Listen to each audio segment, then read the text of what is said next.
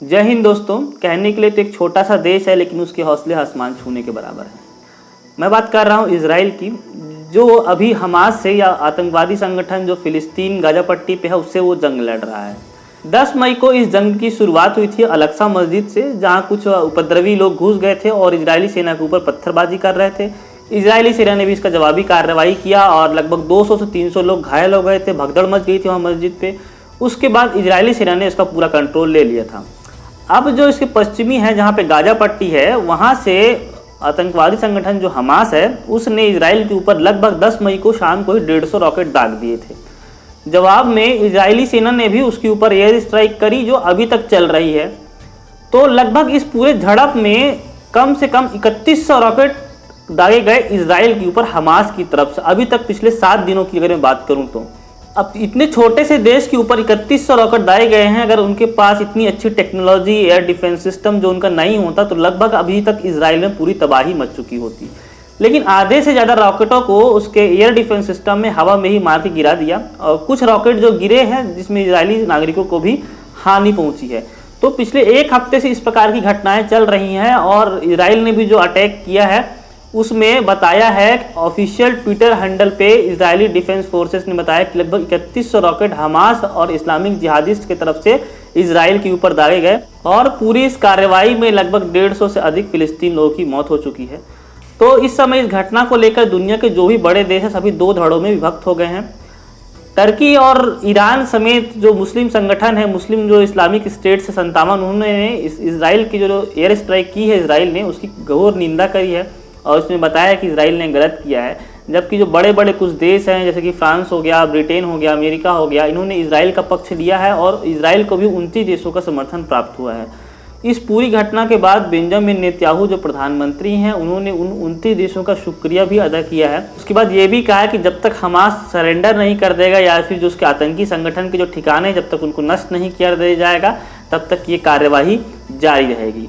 अब इस कार्यवाही में जब इजराइल के ऊपर हमले हुए, कुछ रॉकेट गिरे, तो उसमें एक भारतीय नागरिक सौम्या संतोष जो कि नर्स थी, वहाँ पर केरल से मूलतः थी, उनकी भी डेथ हो गई है। उनका भी पार्थिव शरीर अब दिल्ली लाया जा चुका है। इसके बाद भी भारत जो सरकार है वो लगभग तटस्थ की भूमिका निभा रही है। तो यूएन की जो सुरक्षा परिषद है उसमें भारत भी सदस्य है, तो इसलिए उसको जवाब देना, वहाँ पे कुछ बोलना जरूरी था। तो भारत ने हमास की ओर से दागे जा रहे रॉकेट जो इजराइल के ऊपर दागे जा रहे हैं उसकी निंदा करी है, और साथ में इजराइल को भी बोला है कि यथास्थिति बनाए रखने के लिए प्रयास करे और शांति बनाए रखने के लिए प्रयास करे। तो भारत तो लगातार इसमें तटस्थ की भूमिका ही निभा रहा है। अब वहाँ पे जंग के हालात लगे हुए हैं इजराइल में, और हमास से जंग चल रही है। उसके बाद भी इजराइल लगातार इस महामारी के दौर में जो भी मेडिकल की सुविधाएं हैं या सामग्री है वो लगातार भारत को भेज करके अपनी मित्रता निभा रहा है। अब इतना छोटा सा देश है, एक तरफ वो जंग भी लड़ रहा है, दूसरी तरफ जितनी भी सुविधाएं हैं, मेडिकल सामग्री हैं, ऑक्सीजन है, कंसंट्रेटर्स हैं, फिर जो मेडिकल की दवाइयां हैं, वो सभी भारत को लगातार भेज रहा है। अब यहाँ पे बड़ा मुद्दा ये है कि कौन सही है और कौन गलत है। जो शुरुआत हुई वो एक मस्जिद से हुई थी, जिसके अंदर कुछ विद्रोही घुस गए थे, उन्होंने इजरायली सेना में पत्थर मारा।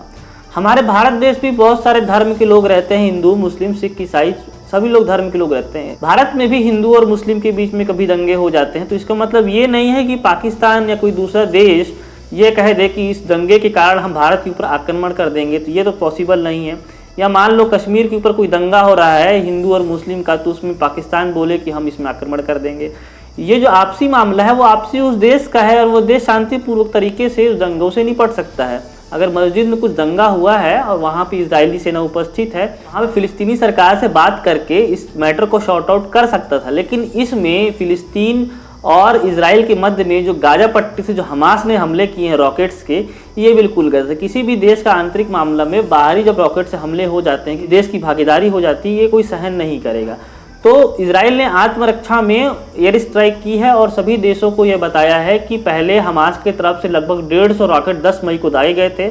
इजराइल ने आत्मरक्षा करते हुए फिर ये एयर स्ट्राइक की है, और बहुत सारे टनल्स हो गया, और हमास के जो कमांडर है उनको भी मृत्यु हो चुकी है। लेकिन दुख की बात यह है कि हमास ने जो अपने आतंकी संगठन है वो बहुत सारे रिहायशी इलाकों के बीच में बना के रखे हैं अपने लॉन्च पैड, वहाँ से वो रॉकेट दाग रहे हैं। तो जब इजराइल कार्रवाई करता है तो कुछ रिहायशी इलाकों में कुछ मासूम बच्चों की मौत हो जाती है, कुछ सिविलियंस की भी मौत हो जाती है, जो कि एक निंदनीय है, ऐसा नहीं होना चाहिए। लेकिन हमास जो है वो जब सिविलियन इलाके से रॉकेट दाएगा तो उसके एयर स्ट्राइक करने के लिए भी सिविलियंस इलाके में इजराइल को बम गिराने पड़ते हैं, जहाँ पे बहुत ही मासूमों की मौत हो रही है। तो इजराइल जो भी ये काम कर रहा है वो अपनी आत्मरक्षा के लिए कर रहा है कि भविष्य में इस प्रकार के जो हमले हैं वो हमास की तरफ से ना हो, और हमास को इजराइल पूरी तरह से ख़त्म करना चाहता है। तो भारत का जो यहाँ पर स्टैंड हो रहा है वो न्यूट्रल इसलिए हो रहा है क्योंकि सभी इस्लामिक जो कंट्रीज है, 57 से 58 जो इस्लामिक देश हैं, वो एक स्वर में इजराइल का विरोध कर रहे हैं। बहुत सारे जो भारतीय नागरिक हैं वो अरब कंट्रीज़ में जाके, खाड़ी के देशों में जाकर के काम करते हैं, और वहाँ से भारत को काफ़ी सस्ते दाम में कच्चा तेल जो है वहाँ से मिल जाता है। इसलिए क्या है, भारत खुल करके इजराइल का समर्थन नहीं कर पा रहा है। दूसरी बात यह है, इजराइल जंग करने के बाद वहाँ की कुछ ज़मीनें होती हैं उनको भी हड़प लेता है वो। तो अगर हमारी इस समय की बात करूं, पीओके की जो ज़मीन है या सीओके जो चाइना ऑक्यूपाइड कश्मीर है, अगर भारत समर्थन करता है ज़मीन हड़पने का, तो जो पाकिस्तान और जो चाइना की तरफ जो ज़मीन हड़पी गई है तो वो भी भारत से निकल सकती है कि अगर ज़मीन हड़पने का भारत समर्थन करता है तो चाइना ने भी ज़मीन हड़प ली है हमारी, तो भविष्य में जो हम उसको वापस लाने की बात कर रहे हैं तो वो भी हमारे हाथ से निकल सकता है। तो इन सब चीज़ों को लेकर के मैं देख रहा हूँ भारत की जो नीति है वो लगभग तटस्थ की भूमिका निभा रहे हैं। ना हमारे विदेश मंत्री रविशंकर इसमें कुछ अधिक बयान दे रहे हैं, ना ही भारत सरकार इसमें खुलकर के कुछ बयान दे पा रही है। लेकिन इस समय जो इजराइल मदद कर रहा है भारत की महामारी से लड़ने के लिए, वो एक निश्चित सराहना का है, और इसके लिए इजराइल को ज़रूर भारत सरकार को धन्यवाद देना चाहिए। तो अगर मैं बात करूं तो इजराइल आत्मरक्षा में जो कदम उठा रहा है ये बिल्कुल सही है, लेकिन जो सिविलियंस की मौत हो रही है फिलिस्तीनियों की गाजा पट्टी में, ये बिल्कुल गलत है। बहुत सारे लोग वहां से पलायन करना स्टार्ट कर दिए हैं मिस्र की तरफ, तो ये ठीक नहीं है। तो दोस्तों, आप लोगों ने पूरा सिनेरियो समझा है कि इसमें क्या हो रहा है। अब आप लोग खुद डिसाइड कर सकते हैं कौन सही है और कौन गलत है। और भारत सरकार का पक्ष न्यूट्रल इसलिए है क्योंकि भारत खुल करके इस्लामिक जो कंट्रीज़ हैं उनका विरोध नहीं कर पा रहे हैं, क्योंकि हमारे बहुत सारे लोग वहाँ पे काम करने जाते हैं। वहाँ से कच्चा तेल भारत लगातार आयात करता है, जिससे बहुत ही कम रेट में कच्चा तेल भारत को प्राप्त होता है। तो वैश्विक देशों को सिनेरियो को देखते हुए कुछ देश जो है इजराइल के पक्ष में हैं और कुछ देश जो है फिलिस्तीन के पक्ष में हैं।